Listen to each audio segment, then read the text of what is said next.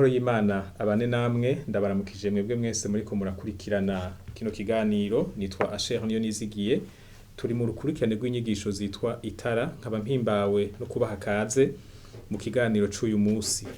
Turaza kuvugana kw'ijambo rivuga ngo mbega Imana iduhindura gute? Murazi ko hariho amajambo menshi muri Bibiliya yerekana yuko iyo umuntu yakiriye agakiza ataguma ari wa wundi nyene. Nivyo turakirwa n'Imana kubw'ubuntu bwayo, ariko ntiyipfuza ko tuguma tumeze kwa kundi. Irashaka ko dutera intambwe tugahinduka mu mico, mu ngeso, mu vyo twizera, kugira ngo noneho tube ishusho ya Kristo mu buzima bwacu bwa misi yose. Mugabo haguma hari ikibazo kivuga kiti ivyo bintu biba gute? Mbega umuntu ahinduka gute? Turaza kwisunga amajambo yo muri Bibiliya. Hariho ijambo riri muri Zaburi igice ca mbere umurongo wa mbere n'uwa kabiri. Hakaba n'ijambo ryo mu cete ca kabiri intumwa Paulo yandikiye Timoteyo mu gice ca gatatu ku murongo wa 16 n'umurongo wa 17. Reka duhere muri rya jambo ryo muri Zaburi igice ca mbere umurongo wa mbere n'uwa kabiri. Havuga ngo hahirwa umuntu atagendera mu nama z'ababi, adahagarara mu nzira z'abanyavyaha, aticarana n'abacokoranyi, ariko ibimuhimbara biri mu vyagezwe vy'Uhoraho, kandi ivyageze vyiwe nivyo ashira ku mutima ku murango no mw'ijoro. Azoba nk'igiti gitewe hafi y'imigezi y'amazi, cama igihe caco, ibibabi vyaco ntivyuma, ico azokora cose kizomuberako.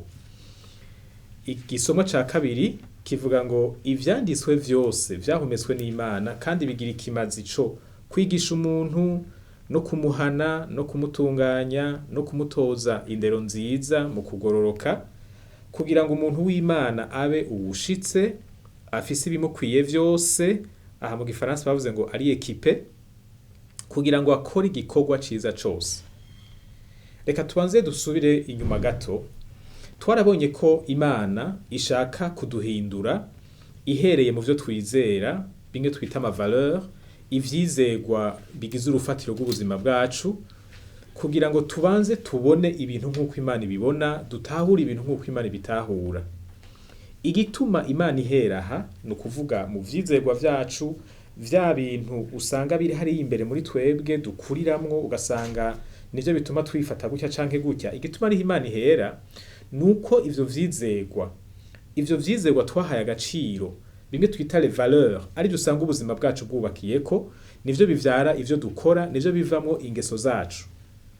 Mu yandi majambo rero, ntidushobora gukora neza mu rugezo rw'ibikorwa no mu ngeso tutabanje kumera neza mu vyo twizera. Ntidushobora kubaho ubuzima bunyuranye n'ivyo twizera. Biriya bintu twizera, biriya biri muri twebwe, nivyo bitegerezwa kubanza kuja ku murongo imbere yuko ibikorwa, imbere yuko ingeso nazo zija ku murongo. Intumbero Imana ifise ni ukudukoresha ibikorwa vyiza yaduteguriye, ariko iravye ivyo bikorwa, ikaraba ivyo bisaba, ikaraba n'ukuntu tumeze, ikaraba n'ivyizegwa bigenga ingendo yacu canke ubuzima bwacu, isanga tutoshobora kubigenderamwo neza tukimeze gutya. Nico gituma ikora iki gikorwa co kuduhindura mu vyizegwa vyacu. None rero ngarutse kuri ca kibazo, mbega Imana ibikora gute? Imana iduhindura gute? Imana ikoresha ijambo ryayo. Reka dusubire kuri ya majambo twasoma mu cete ca kabiri candikiwe Timoteyo 3:16. Turabonamwo igikorwa c'ijambo ry'Imana, igikorwa kiri cavuzwe mu buryo butandukanye. Hariho amavuga ashika 4 yakoreshejwe. Igikorwa ca mbere ni ukutwigisha, ni ukuvuga kutumenyesha ivyo tutazi, no kutumenyesha ivyo twibaza ngo turabizi mugabo tutabizi. Hariho ivyo tuzi ukutariko, hakaba n'ivyo tutazi. Ivyo tutarabironka ngo bibanze vyinjire muri twebwe, tubanze tuvyakire, hari ibintu tudashobora gukora. Nico gituma ijambo ry'Imana rishira inguvu mu kubanza kudukosora mu vyizegwa vyacu, kugira ngo ridushiremwo ubumenyi buhwanye n'uko Imana ibona ibintu, kutwigisha. Ijambo ry'Imana n'umwigisha wacu.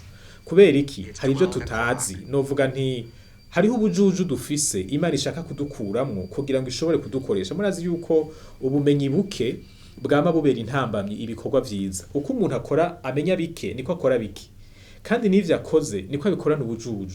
Mugabo uko umuntu amenya vyinshi niko ashobora gukora vyinshi kandi akabikora neza. Imana rero irashaka yuko tuduze ubumenyi buhwanye n'ivyo ishaka kugira ngo dushobore gukora neza ivyo ishaka ko dukora. Igikorwa ca kabiri ijambo ry'Imana rikora ni ukuduhana.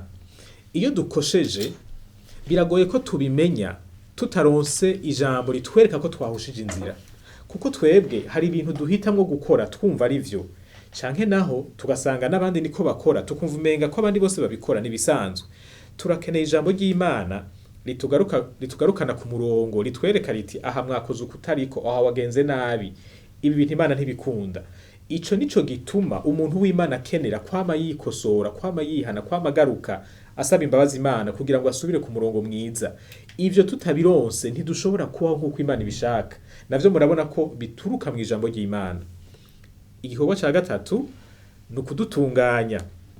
Mu yandi majambo ni ukudukuramwo imicafu. Hari ibintu bidatunganye biturimwo, twamenyereye, twakuriyemwo ingeso.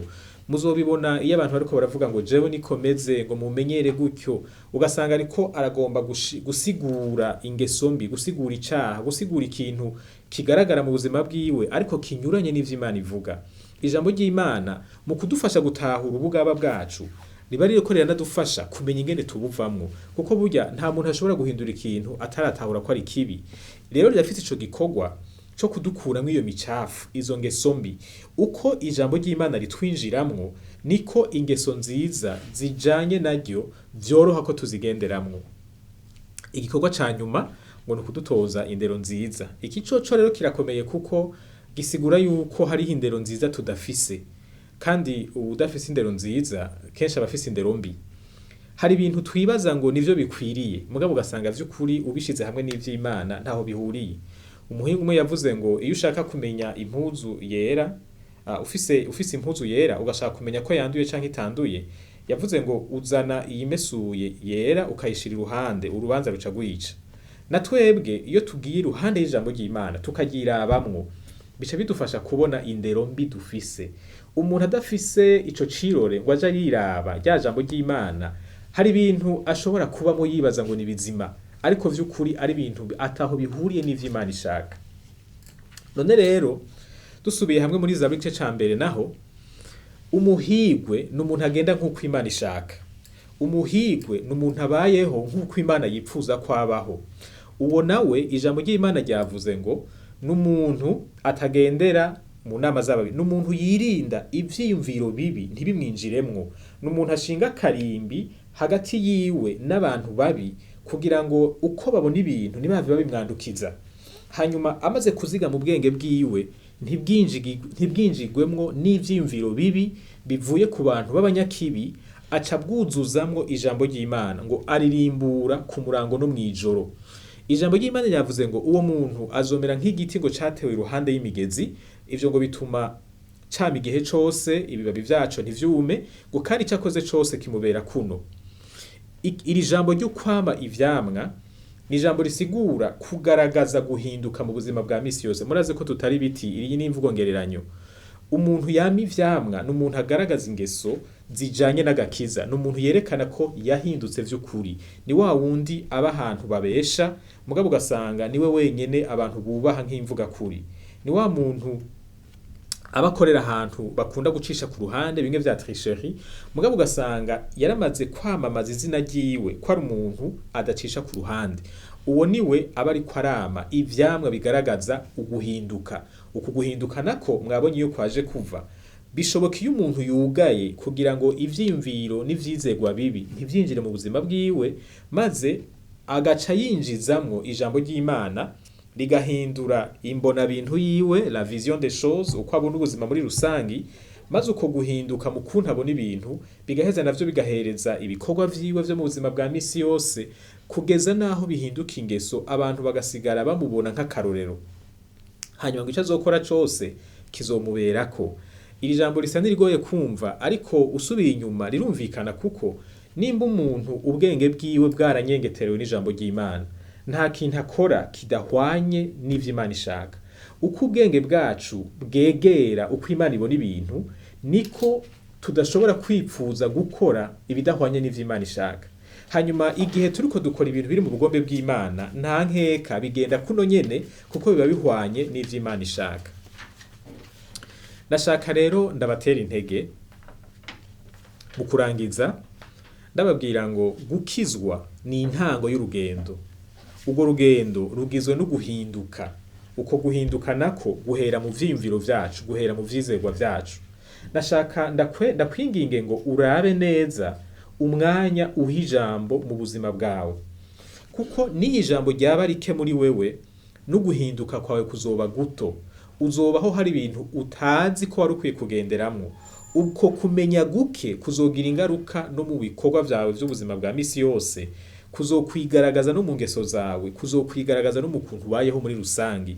Ni vyiza yuko ugwiza ijambo muri wewe rikakwigisha, rikaguhanura, rikagukosora, rikakwigisha indero nziza, rikagutunganya nkuko twabibonye, kugira ngo nawe ube wa muntu Imana ishobora kwikorako mu gukoresha ibikorwa vyiza ishaka gukora muri iki gihe c'urungane rwawe. Ndabakengurukiye kuba mwabanye nanje muri kino kiganiro. Imana ibakomereze ukwizera kwanyu kandi ibandanye ibihishurira, ibashikane aho yifuza kubashikana. Imana ibahezagire.